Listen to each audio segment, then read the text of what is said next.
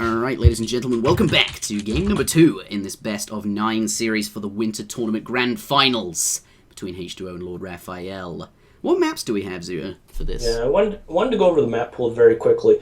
So map number 1 was Siberia that we just saw. Map number 2 is Hudson Bay, and map number 3 is Mongolia. It's kind of a throwback to the old SmackDown format of Siberia, SAG, Mongolia is the opening 3 maps. And Mito humored me and made those the first 3 maps in this set. Following that up, we've got a couple ESOC standard maps, Baja California, the non-TP map Bengal, and then Kamchatka. And then we're going to throw it back to a robot map for match 7 in New England. And then we're going to finish out with the very standard High Plains and Manchuria. So a really fun map pool. I like the fact that we've got a couple robot standard maps in there, a couple of the better robot standard maps. And then, of course, several of Garja's new and improved maps as well. So a really fun map pool. And I really hope we get to a game number 7. I really hope we get to see a game on New England. I think that would be fun. Yeah, that would be really fun. New England is, I think, one of the better maps to see games on. I really enjoy that. The water dynamic, the possibility of a frigate ending up in the lake. And I think all of the maps picked for this series is going to be great. Siberia, absolutely one of the best maps from the RE patch that we get to see. This next one is Hudson Bay, based on, of course, Saguenay, very similar to Saguenay, but with some editing to it to make it more interesting or perhaps more balanced. And I think Saguenay, an excellent map to see, so really looking forward to Hudson Bay. And of course, all of these new maps that start with ESOC, if you're watching perhaps as someone who doesn't frequently watch Age of Empires 3, I know those grand final videos do pick up a couple of extra new viewers, so if you're enjoying what you're hearing, do remember to subscribe to all of our channels, me and Zuter, and of course ESOC. They do have a YouTube channel as well. But all of these new maps were made by a player named Gaia. And before I continue doing that, we do have a $25 donation from A. Klute.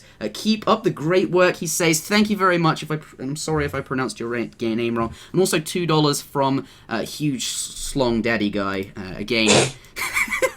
Maybe just don't read the names of the people, and let's do it in between games this time as well. Do you think so? All right. Thing is, yeah. I don't have a list of anyone. Sadly, only H2O has the ability to do that. Another $2 donation from I Am Soldier.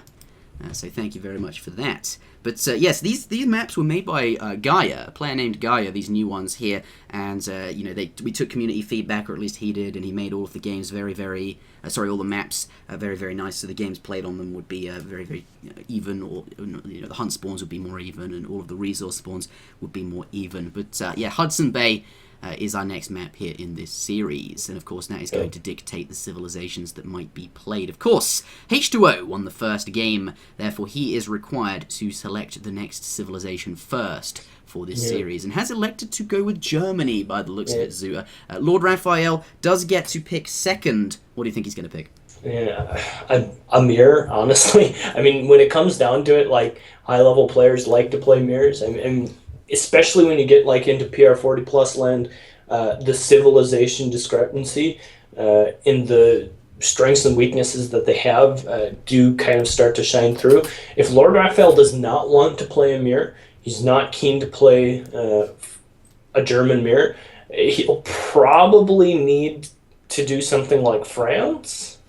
Obviously, LordRaphael is very good with French. It's, I think, one of his comfort pick civilizations. I'm not sure that he necessarily wants to play French in this situation, but at the same time, you have to look at the map pool and think about when are you going to be playing French if you're not going to be playing them now. Of course, after map number 5, the civilizations do reset, and so you would assume that he wants to play French twice, being they are one of his better civs and also one of the stronger civs in the meta.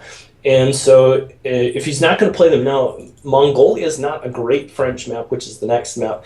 Likely you're going to see something like India or China on that map. And then the next map is Baja California, which is okay for French. That's another option that you would want to play French, but you're also thinking you probably want to squeeze German in twice as well before the 5 point. And then map number 5 makes it kind of hairy. It's Bengal, and you don't really want to play French or German on Bengal. So I think he wants to get both French and German out of the way right now. and he's kind of got two maps to do it: Hudson Bay and Baja California. So if you look at it from that point of view, I truthfully think he's either got to pick French or German right now to remain competitive. Yeah, I think so as well. But before I talk about that, $5 from Frosty HS AOE. Two games that are close to my heart there. So thank you very much for the $5. That will be added to the pool, and I'm sure we will see a summer championship that you did mention in your message. So thank you very much for that. But yeah, I think you're absolutely right. Germany and France, definitely civilizations H2O is very good with, and definitely civilizations that are very good on the maps coming up next. Of course, LordRaphael also going to be thinking all about this and what civilization he ought to be playing whilst he's grabbing himself a drink. I'm sure all of these things are going through his mind. And of course, civilizations that you pick now cannot be played later on, so you have to get them down now if you want to be good playing them. And of course, Zuter did mention Bengal. That is a map that, of course, is very similar to Bayou, and $5 coming in from Interaction. Wallolololo. Thank you very much for that there. And yeah, Germany has been landed on by the looks of it. Yeah, I mean, if he's looking at the map pool and doing the same deductive reasoning I am, he knows that he's going to be Holy mother of fuck! Oh no, it's just $5. Sorry, I thought it was $547. Wow, it's because I feel so dumb. Okay. You can still be excited over $5. All right, I guess I can be. $5 though. That's much more than the normal one, the normal donations, which is just $2. Thank you so much for that. And you got to make me look like an idiot, so that's great. But I think from now on we are going to read out the donations afterwards. And, that's something we're going to do because I think, they can be quite distracting. So thank you very much for everyone who has donated. $20 from Hung Daddy 12 Inches. I suck the winner's toes and give him a back rub, he says. So thank you very much, Hung Daddy 12 Inches. From now on, all donations will not be read out, though your message will still appear on screen, of course. We'll read them out afterwards. But thank you so much. And, it looks like he selected Germany, by the way. Yeah, he needs to play German now and French on Baja California. That's the way I see it, and it looks like he agrees. Yep, let's get into this game. German Mirror on Hudson Bay. This is game number 2 in a best-of-9 series play between H2O and LordRaphael. I did mention this previously, but H2O, a very, very strong player, did compete in the 2007 and won the 2008 World Cyber Games, came second in the ESOC Spring Championships, and has, I believe, won Hope Clan tournaments. I believe he almost came second, kind of, in a PK Clan tournament 4. Though we won't talk about that right now. But, almost kind of. Yeah, and almost kind of came first as well. Depends how you look at it. But this is game number 2 in this best-of-9 series. Looks like we're going to have a German mirror. And by the looks of it, H2O's Explorer has started running towards the trading post, of course, in the middle of the map. Or perhaps one of them. Both players, Explorer is going to be doing that in this German mirror. Both players are collecting for that 200 wood total to get that trading post here. And they'll also be collecting wood for a house, I would imagine, as well. There is certainly that. But do you want to tell us about this, why they're doing that? The German mirror. I'm looking forward to this game. Yeah, so it was a 200 wood start, which means easy TP starts for both sides. The German mirror, obviously German's one of the stronger civs in the meta currently, especially on TP maps, which of course Hudson Bay is a TP map. It's worth mentioning because there are a couple non-TP maps in this map pool, specifically Bengal, which is coming up as map number 5. And so we do have a German mirror. And like I mentioned, likely the reason is because the next map is Mongolia, where I think we're going to see likely some India or China play out of either or both of these players. And at some point you want to get your best civs out of the way so that you can repeat them after map number 5. And I think that's kind of an artifact of what we're seeing right now. We're seeing the players pick the civ simply due to the fact that, 1, it's very strong, and 2, they want to be able to play it for a second time should we be needing it in the second half of this series. Yeah, and I think that's an absolutely excellent point to point out. Of course, at game number 5, the civilization restrictions do reset. And as we mentioned, if you perhaps you skipped all of the talking, I'm sure ESOC will put a link so that people could do that. But we did mention that the civilizations that you pick of course, you can't no longer use. And every time somebody loses, every time somebody wins, they get to pick their civ. They have to pick their civ first, which gives the player who picks second the opportunity to pick afterwards. We do have a red explorer very nearby. Looks like now the blue explorer has 2 polar bears on him. He's going to have to finish that 78 HP polar bear there before he can crack shot the next one. And then, of course, he's going to have to crack shot if he wants a chance to grab this 100 wood. I think at this point it might be better to just keep tacking the blue explorer. Got it. Yeah. I think you're right. I think he could have killed him had he just stayed on top of him. And now he's going to bring his native scout over to snare the red explorer. He's still very low hit points. If Raphael swaps back into it, takes 3 shots. Oh, he's going to get away with 2 HP. Oh no! Did not get the MLG no scope. And is still on 2 HP. Did not manage to quick shot that explorer before he dies. 2 HP, that's really, really big. Managing to get that away there so that he's still alive. It means that he won't, later on in the game, have to send an Ulan out there or some other unit to go and pick it up. It's still got 2 HP, and of course when he hits up to the next stage, it will of course get 100 extra HP. Let's take on over to techs being researched, and then we'll be able to see exactly when they click their age up, and we'll see how much they're progressing here. But let's talk about the age, sort of, with that treasure in the middle of the map, H2O had to be aware that, there was certainly going to be... Certainly dangerous, yeah. Yeah, and of course, that was shown in the fact that as he got the first Guardian to low HP, he started to walk towards the treasure there, so that, of course...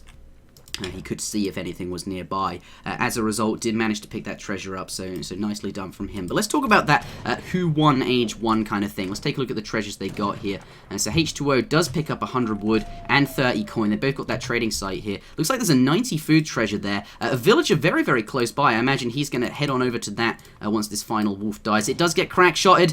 Will he bring it in? Oh no, there was another one over there. Yes! Oh wow, 90 food going to be picked up by H2O, and he keeps his scout alive as well. Zoo, what do you think of this age 1? Yeah, that just seals the deal. H2O has won age 1 so hard here. And I want to go back to that treasure, because I think you are absolutely right in pointing out, if LordRaphael had just stayed on top of the Explorer, he could have guaranteed himself that treasure had he just attacked the Explorer. He didn't ever need to stop, because while the Explorer is going through the animation, if he dies during that, he stops picking up the treasure. And we saw how close he got him, to the 2 HP after the fact. Had he just killed him to start with, it never would have even been a factor, right? He would have just gotten it for himself and killed the Explorer. It would have been a really brutal opening for LordRaphael. Instead, H2O gets the treasure, steals the corresponding 90 food treasure, and now all of a sudden, we talk about winning age 1 so frequently. H2O has definitively won age 1 here in this game. Yeah, I think so as well. With all of the reasons you've been mentioning here. We do see H2O as well bringing in a native scout that he has managed to pick up. He's creeping in towards his opponent's base here, so that he's going to have some line of sight. Let's turn Control-Shift-F on. We can see the line of sight that's going to provide. He's going to be able to notice everything just on the periphery. If he got any closer, the town center would spot him and unstealth the scout. He's going to be walking around, and this is going to give him any sort of ability to see perhaps a stable or a barracks that might go down next to the town center. He's going to want to keep an eye on that. Yeah, that barracks there definitely going to be in line of sight of that scout if it walks back to its original position. But a barracks coming out of out of LordRaphael, and this is very, very important information, actually. Yeah. There are 2 things you can be doing in this matchup. One of them is starting with a barracks and making perhaps doppelsoddeners and adding in some cavalry perhaps later. And the other is actually what H2O is doing, which Zoo is going to tell us about, I would imagine. Yeah, it's pretty standard stuff out of H2O, going with a Cav Semi-FF, 700 wood coming out, looking like he probably wants to pick up the next TP, all completely normal stuff. But like you mentioned, Doppelsonder's currently in queue for LordRaphael, and this is kind of the gutsy, maybe I'm behind, I'm going to try something a little different type build here out of LordRaphael. I'm going to try and go with a little bit more all-in build, going to be training the unit that bang for its buck provides, huge potential, has huge siege potential, can siege down houses, barracks, stables really, really quickly. And going to see maybe he can catch H2O sleeping. Unfortunately for him, H2O has identified this from the native scout, as you mentioned, and has built a. Yeah, well, I'm pretty sure he's seen the barracks at this point. Yeah, perhaps right. I was wondering if he had, but yeah, I imagine you're right there. He's moving it now, and if it hasn't seen it, it certainly will now. But yeah, go ahead. Yeah, and if nothing else, we can tell that he is well prepared. He's got a barracks of his own to go with his stable, so he's aware of the fact that his opponent is doing something a little cheeky, and he's not going to get lulled to sleep, and just blindly cav semi FF. He's going to be ready for it. Has a barracks up of his own, and I think he has only just noticed that it is actually gone down. He's just slammed all of his resources into Doppelstodders. He had 5 that had just come out. He now has 3 in production as well, and before these 5 just came out, there was 7 in production. He had clear intention of getting as many Doppels out as he could very, very quickly there. By the looks of it, LordRaphael going to clean up that stable with his first 5 Dops and the Explorer, of course. The appropriate response from H2O is to start sieging this trading post, and if he plays his cards right, hopefully LordRaphael retreats. He does not get engaged there, and that wouldn't have been a good engagement anyway. He does have 5 Dops of his own. Now he's just going to slam everything down. These Dops need to retask onto the cav if they want to get the best value out of them before they're dead. It looks like they're on DPS down now, and now it's just going to be a cav fight. The Explorer doing work. They're going to tank up quite a lot of the valuable hits. Want to kill these Ulans first. They have 37 hand attacks, so much damage there, but does manage to clean that up. And I like H2O's decision to siege the trading post there. Try and lure the red Dops that were sieging his trading post away so that it wouldn't die, and then of course his Dops that do get added in would come and perhaps he'd keep his own trading post and manage to kill that, of course. But LordRaphael does continue to siege that, but as a result loses a whole bunch of units there, and is not in a good spot right now. He's in a really rough spot. If you take a look at the Dop count, 8-4, and like we mentioned, the Dops are the big bang for your buck unit in this matchup.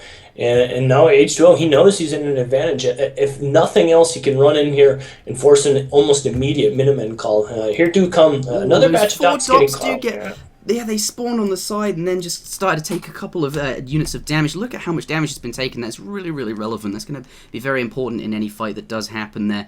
And looks like he's now going to get away. He sees these Dops and he's worried perhaps about a unit shipment arriving and all of the units slamming in there. He's trying to get away from his opponent's barracks. And of course his opponent could call Minutemen as well. Doesn't want to get caught out playing very, very safe here. And I love this matchup. I love the fact that Dops are being trained. You never get to see them. It's only really in the German mirror, right? Or up against other civilizations that cannot train musketeers or skirmishers for that matter in Age 2, where Dops would be punished very, very heavily. Looks here Blue trying to keep the Dops interested with his cavalry nearby. Yes, they turn around and then he's going to walk away very, very quickly as well. H2 trying to keep those Dops there, so his Dops, he's got a larger mass of Dops, can keep them involved and can take this fight here and actually keep the red units out of position and kill them. Minutemen do join the fray as well, and that's definitely going to give the red player an advantage. But I do think Blue does have more units, and as a result of that is going to win this fight, especially considering some extra damage was done to those Dops earlier. Very, very relevant at this point. You see all the area damage adding up massively and killing them before they could get their damage out. Looks like he is just going to waltz on in here. I think that's the decision, because considering how quickly Minutemen lose HP,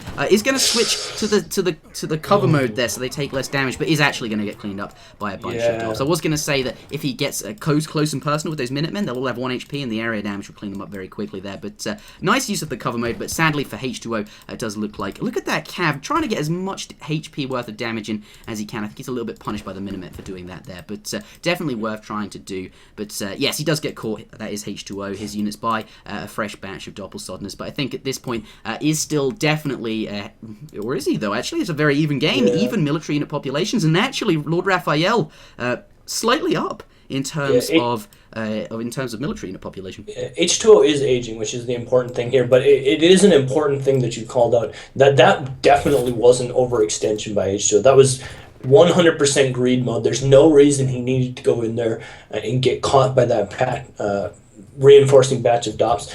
He could have kept his Dops alive, gone back, still aged, knowing that he was ahead, knowing that he had a large Dop mass, and that he was aging, but instead got a little bit too greedy, chased the low HP Minutemen. I mean, we all know how satisfying it is to have one Dop swing and hit and knock over 6 Minutemen, but just a little bit too greedy, and as a result, LordRaphael stabilizing, gets his age up in queue himself, and now things are pretty even, like you mentioned. Economic unit population, very, very even. Military unit population, significantly in Raphael's favor, even though a lot of that is sucked up in those low HP Minutemen. But the important thing to note here is that H2O is slightly ahead in his tech progression. He got aged up to the 3rd age slightly quicker. He's going to have his veterancy upgrade on his Ulan slightly earlier, and his next big shipment is going to be coming out slightly more on time as well. So we'll see whether or not he's able to make use of that timing, or whether or not LordRaphael, playing a little bit of catch-up here in the tech progression, is able to stabilize himself. Yeah, and you're absolutely right there. Big shipment does come out. 9 Ulans, so many Ulans, such a big shipment. And let's take a look at the home city shipments that are available here. 9 Ulan, 8 Ulan. You have 8 skirmishers, 7 skirmishers, all of these massive military unit shipments. And of course, they each come with, or the skirmish shipments, that is, come with 3 Ulan as well, just for being in the Fortress Age. That is the German civilization bonus. And absolutely huge. And of course, because he's up sooner, he does get this out sooner. And I imagine that that is going to give him quite a bit of an advantage. He can take a fight. If he can try and force his opponent to take a fight, he's going to have perhaps 9 extra Ulan compared to his opponent until he manages to get that shipment out. So red is definitely going to be on the back foot there. Blue does have the initiative for aging up faster, but all things said and done, this initiative bonus I'm talking about does diminish over time. Of course, it's only relevant for an early portion of being in the Fortress Age before your unit shipments catch up, and then the limiting factor for shipments becomes XP as opposed to anything else. But here, very even game. Both players, very, very even economic unit population there. Actually, LordRaphael 2 villages up, which could matter in a late portion of the game, but H2, but it's, very, very small unit. It's evened it back up to just 1 villager there. Not much to comment on other than the fact that, by the looks of it, 8 skirmishers is going to be the red player's first military unit populate shipment in the Fortress Age. Black Riders just got here. I didn't see that he was stockpiling the coin for those, but it makes sense. And now all of a sudden, H2O's got a very strong army here. The good thing about LordRaphael is he still does have a couple of those DOPs left over, which are going to help dissuade. Oh no. This could be so bad. Dissuade. I mean, but he does have plenty of cam in the back there as well. Dops, looks like they're going to get DPS down real quick before they can do any meaningful damage, and then we're going to see an engagement here. And the Black Riders represent so much of a power spike, especially considering H2O was up a little bit quicker. They're going to do so much work versus these, of course, Ulans. And once all the Ulans are down, there's going to be nothing there. The front line is going to be broken, so to speak, and all of these blue cav are going to get into hand combat with these red skirmishers and absolutely destroy them. The villages are going to get destroyed as well. I really like this timing here with the Black Riders. I think it's not something you see very often, and sorry I got distracted by a $2 donation. Thank you very much for that. More Doppel Southerners join the fray, but I think the Ulans are just going to get back there. No, plenty of damage, getting some good value out of them. Of course, that ×3 damage multiplier they represent is coming into play on these Black Riders. Really expensive units there, but they're going to be cleaned up quite quickly, I imagine, by the very fast-moving Black Riders. Does manage to kill a whole bunch of villagers, kills some of the army. I think Red getting good value out of those Dops and bringing the military unit population back in his favor, but the economic units are very favorite. Look at that, all of these hunts, they came the wrong way. Blue spotted them, he's going to chase them back, and each one of these settler wagons represents 2 villages there, remember that, so he does not want to lose any of them, and doesn't really have very many units to defend it either. Looks like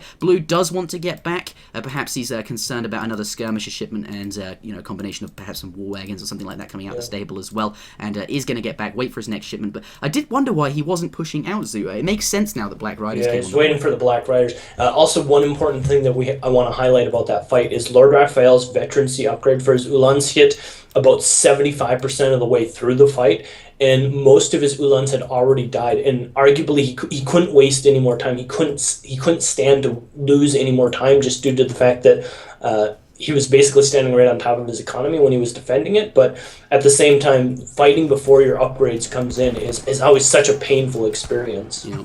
And that's another facet of being up faster, right? You can get that upgrade done and start pushing sooner. But here, looks like more Ulans are going to be able to kill, a fewer amount of Ulans. Yes, there's 3 war wagons in the back, and they do very good damage against the blue Ulans, and certainly providing covering fire. But skirmishers and Black Riders, very strong units there, and they're going to punish these war wagons. Does lose all of his Ulans there, and look at that 52 military unit population. All coming towards this huge amount of villages that Zuter flared there. Game number 2 does go to H2O in this best of 9 series. Remember, game number 3 will be available on my channel, and we're going to continue to alternate like that. So if you're going to watch all of these in a row, we're going to be continuing to alternate in this fashion. But Zuter, what do you have to say about that game? That was a fairly interesting game. H2O wanting to play that sort of Fortress Age style that he would obviously prefer, that is perhaps more standard, but still doing pretty okay, don't you think? Yeah, so I mean, H2O wins Age 1 really hard. He steals the 100 wood treasure. Well, he gets the 100 wood treasure. He gets his scout out alive, which is absolutely huge. And then he steals that 90 food treasure. Locks down Age 1 really, really hard. And then progressing into Age 2, had a much better outcome with his DOPS and his composition early in the game, allowed him to progress into LordRaphael's territory a little bit more. Got a little over-eager with his DOPS in LordRaphael's base, but realistically, it didn't matter. He was able to get aged up, get his tech progression in line, and then we saw how effective those Black Riders were once they hit the floor, absolutely shutting things down. And the important thing comes back to just how good that tech progression is. The quicker you can get aged up, the quicker you can get your upgrades, the quicker you can get that next big power spike. Yep. And as long as you're able to make use of that timing, which high-level players often are, you're going to be in a really good position. And that's what we saw here. H2O able to make use of that timing, and then just didn't let up, didn't take his foot off the gas, continued to push forward and continued to press the issue. Absolutely, and I'm glad you pointed out the timing thing. The Black Riders only exacerbates that. Evil Queen coming in with $2 there. Loves mirrors more than cocaine. Thank you very much, Evil Queen. But the Black Riders represent that timing thing, that making the use of the timing so much. You know, he got up with he managed to take a fight, as you mentioned, with having his upgrade done before his opponent. And Black Riders coming out, they're not particularly efficient as units, considering they have 40% melee resist. That's not a ranged resist, which traditional Dragoon units have. But the timing they represent, arriving and the power spike that they have means that you know, if you've aged up faster than your opponent, you're just going to have a much bigger, more powerful army in that moment, and then you can push in and cause some real damage. And as you can see, that managed to take the game for H2O there. But that does conclude game number 2. The victory going, of course, to H2O. Do stay tuned. We'll be right back with game number 3 in this series.